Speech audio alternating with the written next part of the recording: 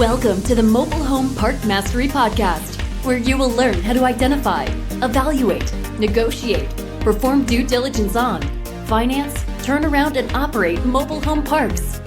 And now, here is your host, the fifth largest mobile home park owner in the United States, Frank Rolfe. Perfection is defined as the condition, state, or quality of being free, or as free as possible, from all flaws or defects.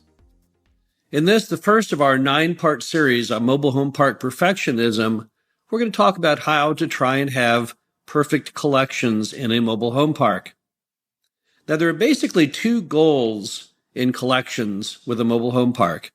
The first is to train our residents that the rent must be paid on the due date. And the second is to not let anyone live in the community who has not paid their rent. We call this system no pay, no stay. It's very simple. If you want to live on the property, if you want to enjoy the amenities, the great location, everything it has to offer, you simply have to pay your rent every month. There's no payment plans. There's no way that you can live for a month and then pay twice the rent the following month. That kind of system is not fair. It does not work. It does not give you good paying residents that are an essential and integral part of the community. So what are the action steps to attain perfect collections? The first is to educate all residents of exactly when the rent is due and where to pay it. So in most of our communities, the rent is due on the 1st, and it's either paid in one of two ways. It's either given to the manager, either by hand or in a drop box at the office, or it's mailed in to a pre-designated P.O. box. To also help the residents attain this, we send invoices promptly and accurately each month, typically on the 15th of the month prior, to remind people exactly what is due, when it is due, and where to deliver the rent. The third item is you send demand notices always on the 6th of the month without fail. The rent is typically due on the 1st and late after the 5th. That means on the 6th, if you do not have the rent, you need to notify them that you do not have it, and that if they don't pay you, you'll start the evictions process. And this is called a demand letter. Every judge seems to have his own take on what exactly it resembles and when it goes out. It's typically normally falls under state law, but you should always check with the judge that handles evictions to find out you do it exactly as they want. But that should always go out as soon as legally possible. Then, anyone who does not pay by the 5th, you also charge them a late fee, so that they have a financial punishment for not paying you when the money is due. And that helps to urge them every month to pay you when the rent is due. Next, you file evictions on the first date after the end of the demand letter. So, if the demand letter says you have 10 days to pay, as it does in some states, and you mail that out on the 6th, that means the 10th day would be the 16th, and on the 17th, you can then file the eviction in court.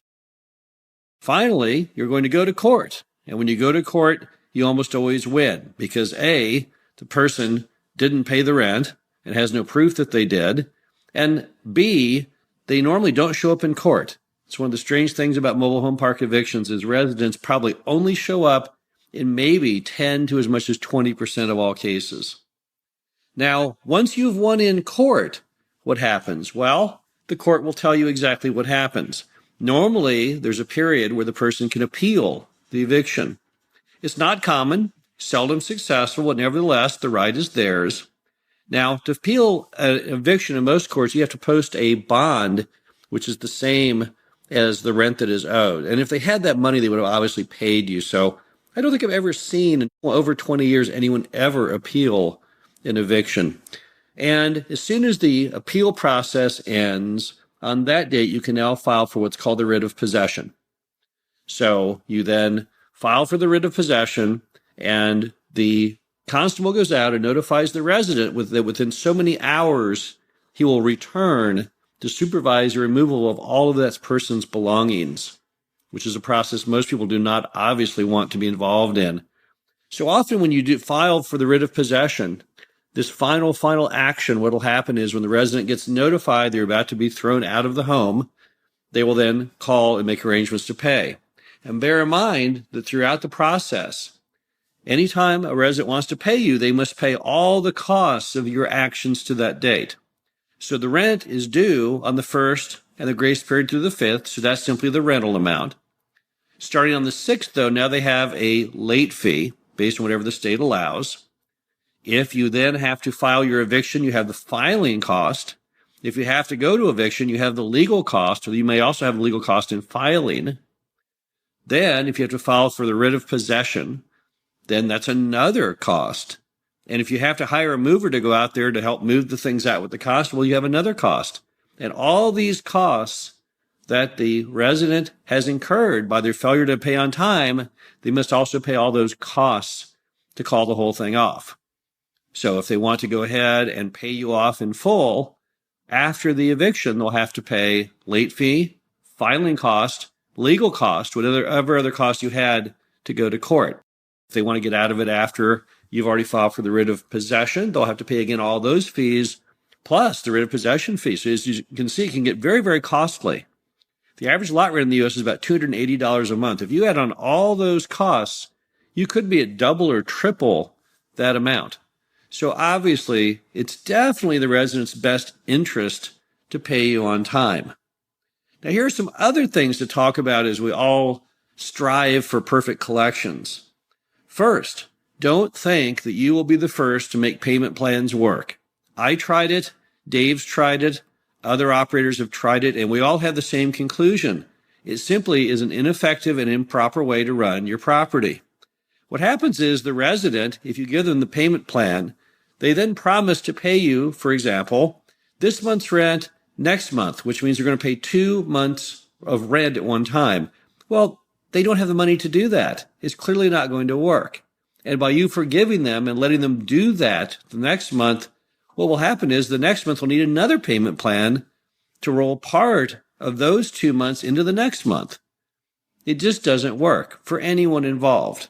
So payment plans are a bad idea. In fact, I will tell you from experience, if you want to have your tenant get in real trouble, give them a payment plan. It's almost a certain way that they will lose their home. If they have to pay you rent each month, they'll try and find a way to do it. They might even borrow money from friends and family. But if you let them build up the big balances that typically payment plans entail, then they are lost and they'll never be able to get caught up. Another thing worthy of consideration is cash for keys. Now, how does cash for keys work? Well, cash for keys is an interesting concept. What you do is you go to the resident and say, okay, you can't pay your rent, so I have a plan. If you can be out by Monday, for example, I will give you $300 in cash in exchange for the keys. All you have to do is pack up your stuff, clean up the home, don't do any further damage to the home, come to the office, hand me the keys, and I will hand you $300. Now, why is cash for keys effective? Well, for several reasons. One, it typically makes the resident not damage the home quite so much. Sometimes the resident in anger may break windows, break mirrors, who knows what they might do. Number two, it speeds up the process, and it actually saves you money. Let's just model this for a minute. Let's assume I have a park-owned home that I'm renting out for $800 a month. The resident hasn't paid me. Now, if I file the eviction, I will start incurring costs of my own. The eviction costs, perhaps legal fees, let's say that's $500. The resident still isn't going to pay. They don't have to get the writ of possession. That's, let's say, another $200. Now I've got $700 in legal costs, but the resident isn't going to pay me anything. So I've lost $700 out of my pocket. Meanwhile, I have the opportunity cost because I'll lose $800 a month for this month's rent. And by the time I get all those things done, maybe next month's rent too. So now I'm at $1,600 in rent, and I'm out another $700. So I'm out $2,300 so far. And that doesn't even include what extra damages they'll do. If I can swap that money for nothing more than a few $100s in cash, I am definitely smart to do that. I'll also tell you it often eases the situation for everyone if you simply do cash for keys, because that is going to, again, give the resident at least a lifeline to move out of the property and get back on their feet. So cash for keys is great if you can pull it off. However, it doesn't always work. Some residents, they know that the longer they sit there, the more they'll save, because your $300, that isn't going to get them very far. If they go, you can use that in a hotel, it's going to get them what, 3 days, 6 days? So they'll figure they can camp out in your property for maybe a month or more without any serious issues. So cash for keys kind of works both ways, but if you can do it, it's great. Next thing to think about is you can never, ever forgive late fees, because if the late fee is truly warranted and you forgive that, you will start training people not to pay their rent on time. This is where most of your mom and pops get in trouble in our industry, is they have trained people that it's not important that they pay each month. And when you do that, what happens? You simply don't get paid. If you ever go in to most mobile home residents' homes, you'll see a vast quantity of bills spread across kitchen tables or counters. And those bills are like a stock exchange. They're sorting them constantly based on how much money they have to spend. And you'll notice at the top left corner, that's the bills that have to be paid, such as car payments. Things where if they don't pay it, terrible things will befall them, like losing their car. And then the bottom right of the stack, those are things that they don't care if you ever do anything or not. Magazine subscriptions, maybe even some rent-a-center items they decide they don't want anymore. So the people in the bottom right, they never get paid. The people on top left always get paid. If you have a late fee, you'll be in the top left because you are their housing, you're their shelter. And on top of that, they don't want to pay the big late fee. If you do not charge the late fee or you start forgiving late fees, guess where you end up? You're going to be right down there on the bottom right corner, never getting paid. And don't forget that for most of our residents, it's not an economic issue if they don't pay you. With an average lot rent in America of $280 a month and a minimum wage of $7.25 an hour, and probably going up in the future, that means that our rent actually still falls under complete affordability even at minimum wage. So it's not a money issue, it's a priority issue. People don't want to pay rent. Why would they? There's way more fun things you can do with your money than pay rent. But if you don't force them to pay, if you don't charge them the late fee, and if you don't get the whole process of eviction, you're going to train them that rent is optional. Why pay rent when you have all those other bills to pay? Many things that you enjoy, much, much more. One final item on perfect evictions and the goal of having perfect collections is try and find ways not to spend so much on legal fees. Not to offend lawyers, my brother's even a lawyer, but the problem is lawyers are not always exactly in tandem with your goals. Because when they're charging you the fee, you're the person who has to pay it, and that goes against your net income and the net income for the park. Often, you will find that in many courts you don't have to use lawyers on as many steps as you thought. For example, you can typically file the eviction without being a lawyer, and you can file that from afar, and that starts the whole process. We have found that many of our customers are going to pay the rent if they get served by the constable. And you can get them served if you simply mail in the action, the filing of the eviction with the appropriate fee. So why have an attorney take that step unless they have to? Also, see if it's possible for you to represent yourself or your manager to represent you in those cases.